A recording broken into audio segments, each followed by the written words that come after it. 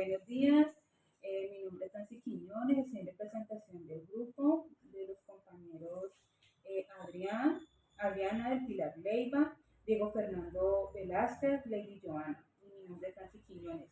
En este momento nos acompaña la psicóloga con especialización jurídica y forense de la Casa de la Justicia del municipio de Pradera.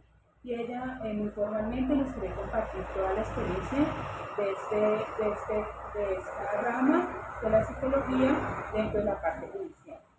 Pues, doctora Ana, muchas gracias. Entonces, vamos a hablar como primer punto de la trayectoria profesional. ¿Cómo comenzó su carrera en este campo y puede contarnos sobre su formación para ejercer en psicología jurídica? Bueno, mi trayectoria, yo inicié en el 2017 en la Comisaría de Familia de Florida Valle. Inicié haciendo mi práctica profesional y tenía a la vez un contrato de prestación de servicios en trabajo infantil. Entonces, al entrar a la Comisaría de Familia, en ese entonces no se tenía muy claro como el rol del psicólogo en la Comisaría de Familia. Se pensaba que el psicólogo dentro de la Comisaría de Familia era un psicólogo social. Entonces, dentro de lo que uno había visto, pues, que también en la universidad donde yo estaba nos dieron psicología jurídica, yo decía en mi ignorancia, yo decía, no, pero es que esto no es social, esto es más jurídico, esto es más forense. Pero la psicóloga que estaba en ese momento en carrera decía social. Entonces hubo como esta ambivalencia, ¿no? Entonces como la curiosidad mía y también de mi compañera que entró como 6 meses más, dijimos, no, esto es más jurídico, más forense, y nos empezamos como a empapar de toda la situación, de todos los procesos, y efectivamente nos dimos cuenta de que el rol de un psicólogo en una comisaría de familia es jurídico forense. Okay, muchas gracias. ¿Cuál ha sido su experiencia más significativa trabajando en este campo? Experiencia significativa, yo diría que más que significativa, hay momentos muy dolorosos y hay momentos muy fuertes. De repente la más significativa es cuando, por ejemplo, uno ve que la víctima logra salir como de ese ciclo de violencia y logra tener ese empoderamiento y logra independizarse emocionalmente y económicamente. ¿Cuál es el campo o campos de la psicología jurídica en el que se desempeña? En la psicología forense. ¿Puede compartir un caso donde su intervención haya tenido un impacto importante en el contexto jurídico? Normalmente los informes que nosotros hacemos en las comisarías de familia tienen carácter pericial, ¿sí? Entonces uno orienta al comisario de familia en la toma de la medida administrativa y muchas veces cuando se activa todo el protocolo interinstitucional de ruta por violencia en contexto familiar o abuso sexual, esto trasciende obviamente al escenario penal. Entonces algo así como muy significativo es cuando condenan a una persona y colocan su concepto. Y que a raíz de ese concepto, de esas herramientas que tú diste, de esa evaluación psicológica, pues logra haber una condena, un pronunciamiento en la parte penal. Es decir, que es como el impacto que genera ese asesoramiento y que genera un punto positivo para ese caso. Esa valoración a esa víctima. Bueno, vamos con la parte 2, que es la relación entre la psicología jurídica y la acción psicosocial. Desde su experiencia, ¿cómo se integran las acciones psicosociales en el contexto jurídico y en lo que ha trabajado? Pues de repente cuando se sale a campo y se hacen intervenciones con la comunidad, la institución educativa, las madres comunitarias, de repente cuando te llaman de diferentes programas para socializar rutas de atención, de repente sería eso porque la verdad nosotros no hacemos un trabajo de campo, sino que nosotros estamos es como muy aquí valorando víctimas y dando las recomendaciones útiles, pertinentes y conducentes para la toma de la medida administrativa.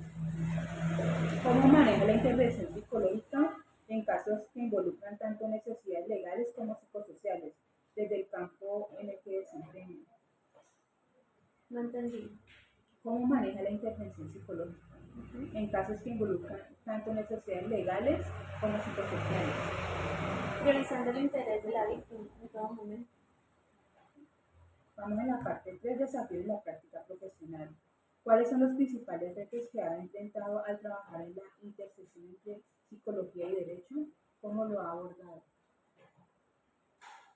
Mira que pues la verdad me ha ido muy bien en esa parte. Desde que inicié, intenté formarme en esta área. Empecé con un diplomado en entrevistas forenses en niños de adolescentes de víctimas de abuso sexual. Y pues el área del derecho es algo que a mí me encanta muchísimo. Y entonces yo diría que lo integro muy bien, porque me apasiona mucho el derecho y es más que yo estudiar derecho. Pues hay gente que cree que el derecho y la psicología no tienen nada que ver y van de la Más de la mano. mano. ¿Cómo influye el sistema judicial en las decisiones que toma como profesional psicosocial? ¿Qué tensiones ha encontrado entre los objetivos legales y los psicosociales? No, que de repente eh, que siempre he hecho yo como una crítica frente a esos procesos judiciales, por ejemplo, las medidas de protección que se le dan a la víctima de violencia en contexto familiar. ¿Ahí qué pasa? Lo que te dan es un papel a la víctima, o sea, un papel que te puede proteger, ¿cierto? O sea, te dicen, ordenar al agresor que se abstenga de penetrar en cualquier lugar donde se encuentre la víctima. Esa es una medida de protección contemplada en la ley 257, pero entonces la víctima se va a la casa y llega el agresor y aquí quiere llamarme a la policía. ¿En qué momento va a llegar la policía a proteger a esa víctima? O sea, no hay medidas o acciones conducentes a proteger o a salvaguardar la vida de esa víctima. Para mí, respetuosamente, es una crítica que yo siempre he hecho. Okay. Estamos en el punto 4, en la toma ética y toma de decisiones. En situaciones legales complejas donde hay que equilibrar las necesidades del sistema judicial con las del individuo o la comunidad, ¿cómo mantiene la ética profesional? No, siempre se prima el interés superior de la víctima, la garantía, la protección, el derecho a la vida de esa persona y siempre con enfoque de derechos humanos. O sea, no hay punto de nada, ni de quiebre ni de nada, siempre es apuntando a salvaguardar a la víctima. Se ha enfrentado a dilemas éticos en su trabajo y cómo los ha resuelto. Impacto en las comunidades. En su experiencia, ¿cómo puede el trabajo del psicólogo jurídico ayudar a generar cambios sociales positivos tanto a nivel individual como comunitario? Yo creo que en temas de sensibilización, porque otra cosa no le veo, sensibilizar a la comunidad. Okay. ¿Podría darnos ejemplos de programas o intervenciones que haya liderado o en los que ya haya participado y que hayan tenido un enfoque social comunitario para la resolución de conflictos o la protección de los derechos? Nosotros en Comisaría de Familia tenemos lo que se llama Escuela para Padres o Escuela de Familias y lo venimos trabajando, bueno, yo desde el 2017, entonces lo que hacemos es cómo empoderar a esa mujer en ese rol de víctima, fortaleciendo autoestima, su autoconcepto. Muchas veces han habido como intervenciones entre ambos cuando no se quieren separar, no es como una terapia de pareja, ¿no? Pero siempre pues se apunta como a esa unidad, esa armonía familiar. Entonces cuando las personas quieren y reconocen que han fallado y quieren un cambio, pues se hacen esos talleres pedagógicos. O sea que ahí también parte de la parte como lo de la conciliación, ¿no? Un poco. La violencia en contexto familiar y hablando del delito penal, que la violencia intrafamiliar no es conciliable, no es querellable, sino que hay muchas situaciones donde uno identifica que el nivel de riesgo no es muy alto y si esa pareja toma la decisión, porque también tienen derecho a opinar sobre su vida y a tomar decisiones y a solicitar ese levantamiento de esa medida de protección cuando se le da inicialmente, pues se hace esa intervención con esas personas como para que aprendan a dirimir conflictos y aprendan a resolver conflictos de manera pacífica, se comuniquen asertivamente. Lo que hay, digamos que hay situaciones que son más problemas de comunicación, ¿cierto? Sí. Bueno, consejos para los futuros profesionales. ¿Qué habilidades considera fundamentales para un estudiante que desea especializarse en psicología jurídica? Lo que te diría que es la determinación que tenga la persona, si le gusta, porque pues no es algo que sea difícil, la verdad, no me parece. Un buen entrenamiento en psicología clínica, que es la base de todo. para pues, poder valorar, porque siempre se está con víctimas, valorando el estado mental de la víctima, la afectación psicológica que tiene esa víctima por los hechos dados a conocer, identificar todos los hechos victimizantes. Entonces tú tienes que hacer un análisis de todo eso, sacar un análisis de un concepto psicológico con unas conclusiones y unas recomendaciones para la autoridad administrativa. Entonces, el profesional sea comprometido con lo que quiere hacer, es muy importante. ¿Qué consejo daría a los estudiantes que están motivados en trabajar en este campo, tanto como empleado o como independiente, interesado en trabajar por el bienestar psicosocial de las comunidades?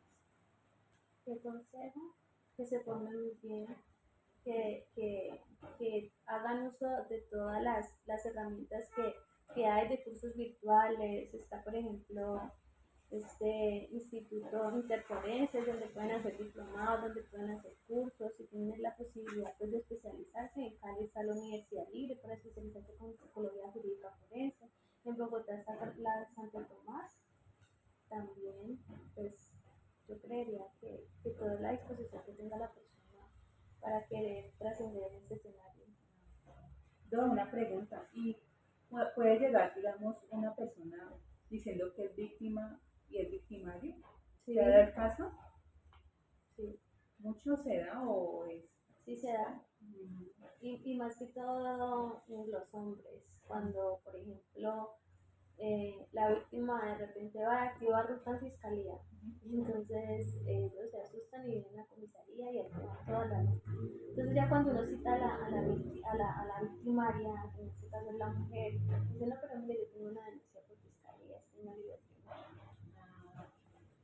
Pero así como ay, yo llegué allá y denuncié porque me pasó esto, ¿no? Sí, De también. pronto, porque siempre creemos que la mujer es la víctima, ¿no? Y los niños son la víctima y a veces también deja el contagio. Sí, pasa. Pero para eso está la experticia de profesional. En psicología que detecta todas esas anomalías que hay cuando Sí, la si gente su viene discurso es coherente con su afecto, si uno también lee la expresión corporal, si el discurso te resuena o no te resuena, todo ese tipo de situaciones, para eso estás tú formado como un profesional. Y lo que yo te decía, es muy importante el entrenamiento en la psicología clínica, que te permite identificar todo ese tipo de situaciones, si ella tiene un trastorno en la personalidad, porque está mintiendo, porque nosotros nunca decimos si es verdad o es mentira, pero sí encontramos hallazgos que nos permiten llegar a una conclusión. O sea, hacer un diagnóstico de lo que se evidencia.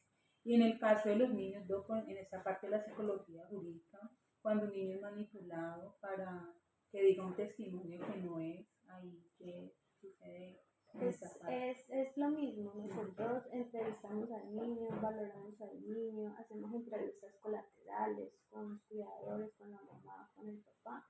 Y créanme que en algún momento uno dice, bueno, este papá o esta mamá está utilizando a este niño como un instrumento de manipulación, o una violencia vicaria, o porque la alienación parental en Colombia no existe, si es muy mencionada en otros países, pero en este está totalmente prohibido ya. Salió una sentencia de que como psicólogos no nos podemos conocer frente a la alienación parental, pero sí sobre la instrumentalización, y nosotros lo identificamos en la valoración.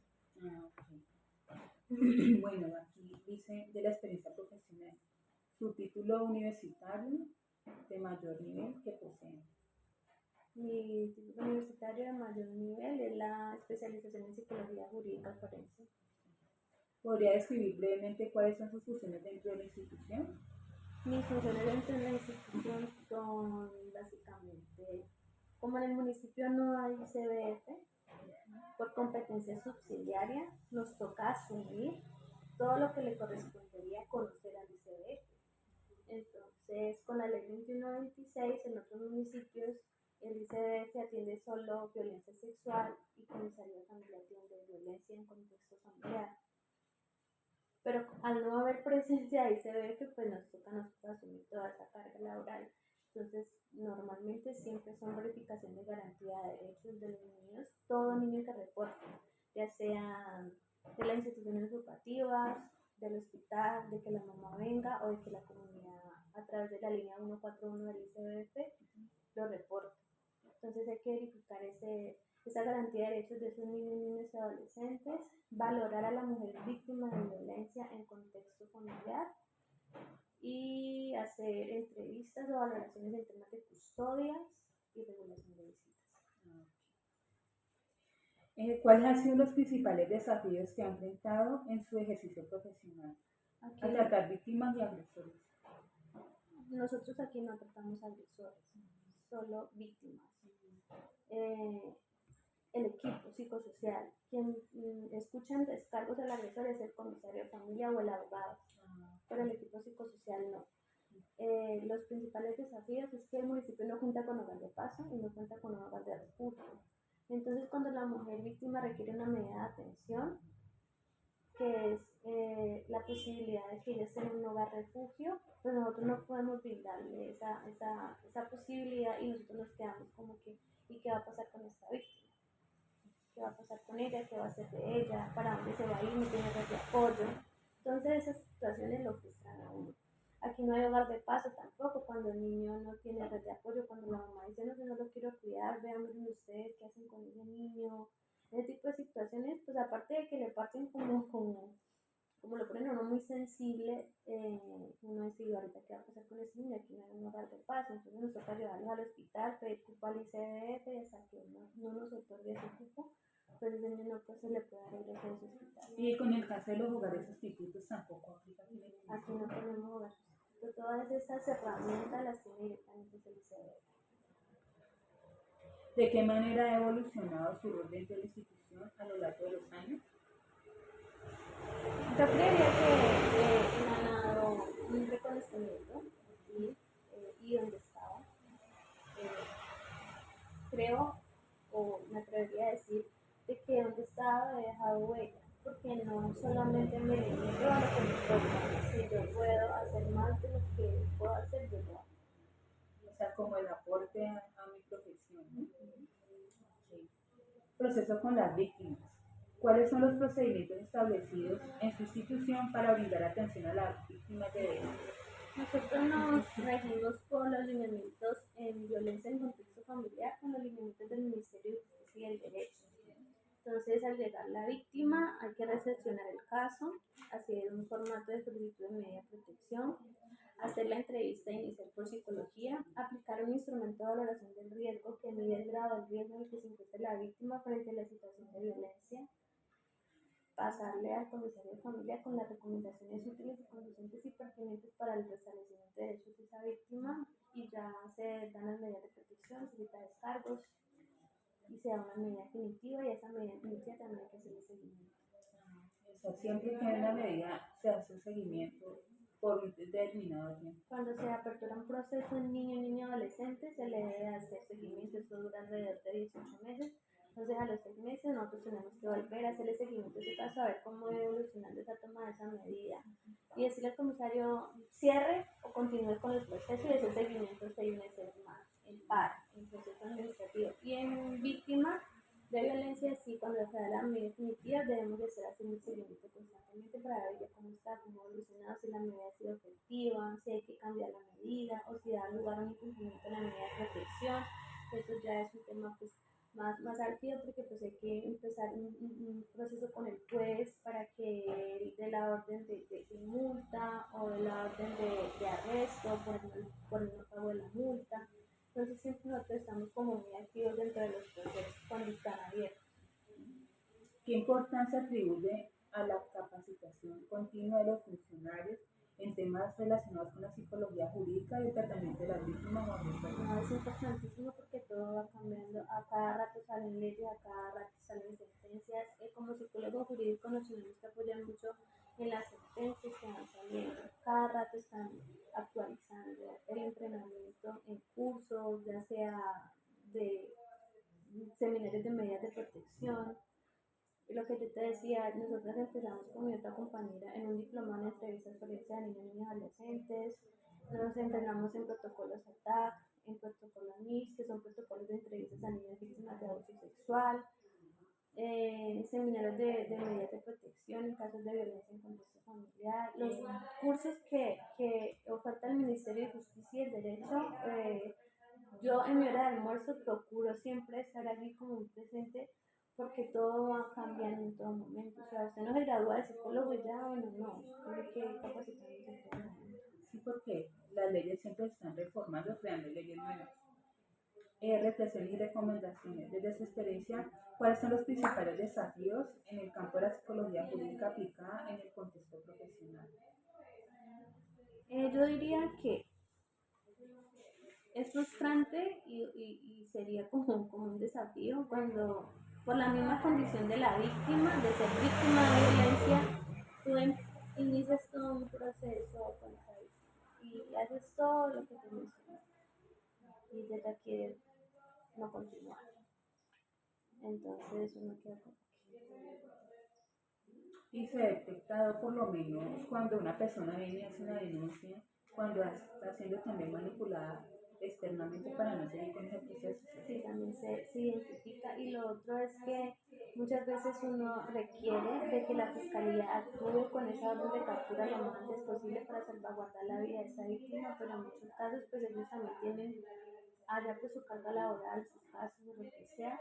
Muchas veces le dan como más prioridad a cosas que uno dice como que, pero esto no era como tan grave, ¿sí? Es un riesgo bajo el que está presentando esta víctima y esa que tiene un nivel extremo de que el hombre va, la persigue, la amenaza, la hostiga, todo el tiempo se le para en la esquina de la puerta, esa mujer no puede salir, pues sigue en condición de vulnerabilidad. Sí, desde la psicología jurídica, ¿qué mejor recomendaría para fortalecer la eficacia de los procesos judiciales relacionados con las víctimas y agresores en la institución?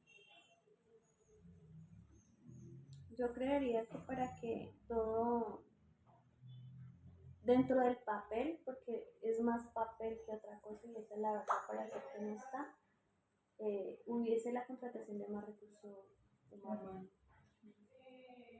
porque las fiscalías están colapsadas, los jueces ya están con burno, y los psicosociales de la Consejería de Familia ya están también muy desgastados, en un nivel de estrés también constantemente, porque son muchos casos, y no es solamente que el niño se sienta allí, yo hablé con el niño y ya no, ahora tiene que salir ahí, tiene que salir un informe, y tiene que ser un informe pericial, y él tiene mucha responsabilidad. ¿Usted es la única psicóloga jurídica que hay aquí en la comisaría?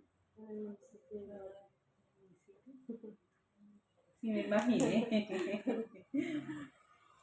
¿Cómo considera que ha impactado su trabajo en el bienestar y la rehabilitación de personas con las que ha interactuado? Mira, nosotros en temas de rehabilitación, nosotros no hacemos atención terapéutica. Mm, Nosotros remitimos a la APS porque dentro de la ruta de atención es algo que le compete a las entidades prestadoras de salud. Entonces ellas son las que se encargan de ese tratamiento terapéutico hacia las víctimas. De repente algo significativo fue de que se le dio una medida de atención a una mujer que estaba siendo víctima de violencia en contexto familiar, en articulación con la fundación o la institución Laura Vergara de Adrián Palmira. Esa mujer logró entrar allí en esa casa de refugio y ahorita tiene empleo, logró salir del ciclo de violencia, está más independiente emocionalmente y económicamente. Entonces de repente eso como que le da O una sea, dio un paso gratificación. diferente para edificar y tener mejor calidad de vida. Salió del ciclo de violencia y esperemos que continúe Que así. pocas a veces lo logran, ¿cierto? Sí, porque uno de los factores que inciden en que las mujeres permanezcan en relaciones violentas, y lo dicen muchísimas teorías como Amor y Echeverría, que son pioneros en tema de esos factores psicosociales que inciden en esa permanencia de relaciones violentas, dicen que los factores psicológicos y sociales son la dependencia económica, la dependencia emocional, están las distorsiones cognitivas, de diferentes teorías como la indefensión aprendida, la teoría de costos y beneficios. Entonces todo eso explica la permanencia de esas mujeres y es muy difícil de que una mujer sin las herramientas ni el acompañamiento adecuado logre salir de ese ciclo de violencia. ¿Cuáles considera que son los principales obstáculos que encuentra trabajar con víctimas en términos emocionales, legales o sociales? Lo único que yo digo es en el tema de lo que te mencionaba ahorita, es de la medida de protección. O sea, yo no veo que en verdad haya una medida efectiva para proteger la vida de esa víctima. Para mí una medida efectiva para una víctima es que ella diga estoy en riesgo, uno identifique que efectivamente esa víctima está en riesgo y que articuladamente con Fiscalía se le dé captura a ese hombre para que ella pueda estar tranquila. Pero eso no va a pasar nunca. Entonces la víctima siempre va a estar en condición de vulnerabilidad, siempre. Como pasó en el caso de la chica que asesinaron dentro de un establecimiento, que el tipo la bajaba de la moto, él iba en moto y él la bajaba de la moto, ella conduciendo, ¿no? Eso fue fuerte hasta que llegó a... Eso fue muy impactante para la comunidad, ¿no? En su opinión, ¿cuáles son las principales áreas que se deben mejorar en la atención y protección de las víctimas dentro de las instituciones?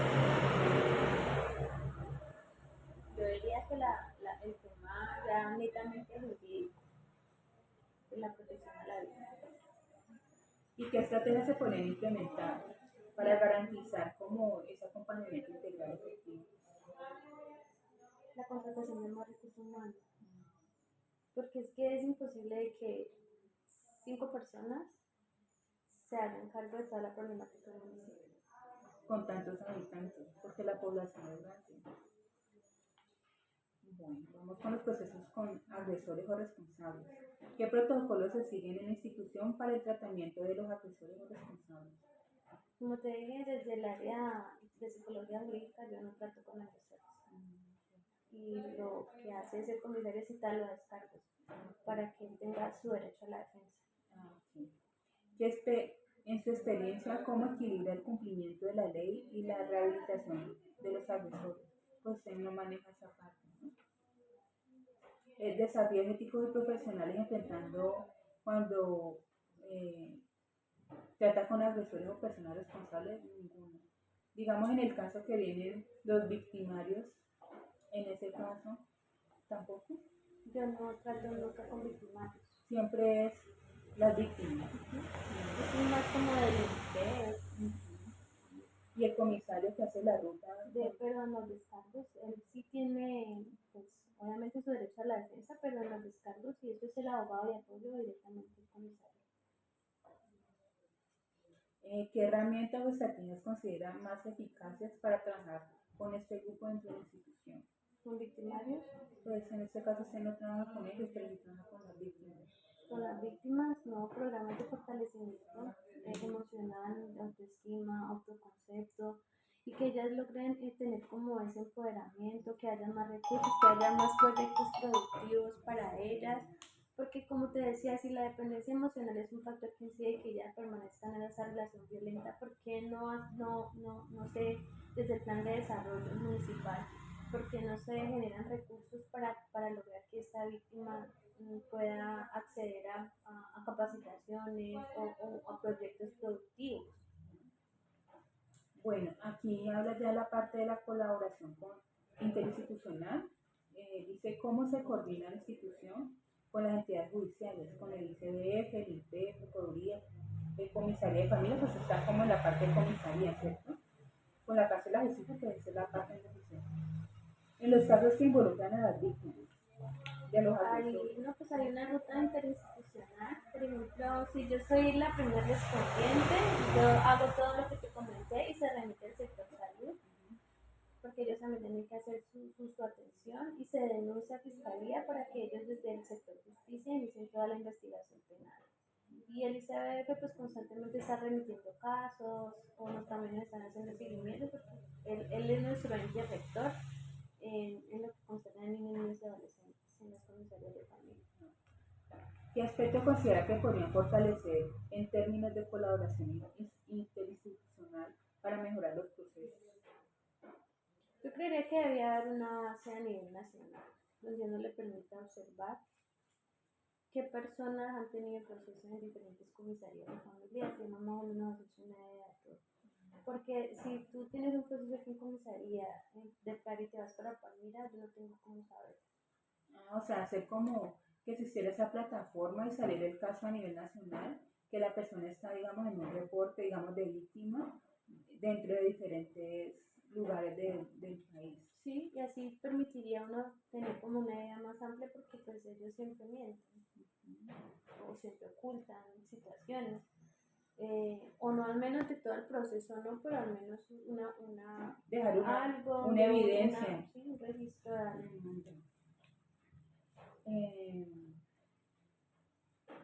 ¿Y cómo es el trabajo en equipo entre la institución cuando aborda un caso que involucra tanto víctimas como agresores?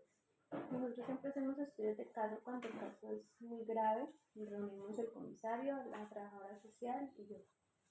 Y hacen toda esa ruta de... Hacemos el estudio de caso, miramos qué se encontró, qué encontró ella desde el área de trabajo social, qué factores de riesgo, protectores y desde psicología, qué afectación emocional presenta esa víctima. Y desde lo jurídico que se le puede ofrecer a la víctima, que es la medida de protección, o si se requiere la medida de atención. Bueno, le agradezco mucho, no sé si tiene alguna recomendación, algún comentario que sea importante aportarnos en este proceso de formación como psicólogo. No, pues que sigan involucrándose a conciencia en el proceso. Y si es la carrera que eligieron, pues que la ejerzan con la mayor ética y responsabilidad social que tiene que ser. Ok, yo le agradezco mucho por este espacio que es muy importante y esa experiencia pues tan bonita que usted comparte con nosotros porque pienso que es un gran desafío estar atendiendo personas que siempre son víctimas y que no es fácil porque emocionalmente también es un proceso que uno debe manejar, ¿no? Sí. Entonces agradecemos mucho en nombre de mis compañeros y mío por este espacio y aquí al municipio pues que bueno que más psicólogos jurídicos quisieran ese acompañamiento y trabajo con usted en equipo. ¿Y ustedes no hacen prácticas? Sí, señora. Yo, una pregunta. En el caso del psicólogo jurídico, eh, ¿toca mucha más puerta o es muy poco lo que se abre para ustedes dentro? O sea, esa especialización se abre mucho dentro del contexto, eh, digamos, judicial, o en este caso las partes donde se trabaja toda la parte de víctimas, de adolescentes. ¿Es muy escaso o es muy abundante? O sea, tú puedes ser perito privado. Yo no puedo ser perito privado porque yo estoy en carrera administrativa. Yo gané el concurso de méritos y por eso yo estoy aquí. Y no puedo ser perito privado. Pero cuando yo estaba de contratista en Florida, yo ejercía como perito privado. Yo hacía valoraciones o pericias a víctimas de violencia, también a victimarios, visitas sociofamiliares para temas de certificación de cabeza de hogar. Entonces, el rol es amplio. El psicólogo jurídico tiene muchas puertas. Y no solamente, pues la psicología jurídica tiene muchas ramas, la forense, la victimología, la penitenciaria. La conciliación. Tiene muchas ramas. De familia, muchas ramas. Entonces, yo diría que sí tiene un espectro muy amplio y pues que a mí me encanta, entonces sería que la persona se enfoque en qué es lo que quiere, mirar qué área de la psicología jurídica se quiere desempeñar y que le apueste a eso, porque uno tiene que ser experto al menos en algo, en una cosa. Por ejemplo, yo me considero experta en víctimas, y puede ser en victimarios. O en penal, ¿no? O en penal. Entonces, si un defensor te contrata a ti para que seas el perito, pues tú haces tu pericia y ya dependiendo con toda la ética, pues ya le das respuesta a lo que se está preguntando. O sea que es súper importante el psicólogo jurídico entre todas las ramas. Yo diría que es fundamental. Es el mejor, diría yo, no sé. La psicología clínica también es bonita, a mí no me gusta la intervención, no me gusta, no me veo en un hospital trabajando, ni en consulta, no me veo. No sé, este es mi campo, este es mi contexto y amo lo que hago. Ok, muchas gracias. Con mucho gusto.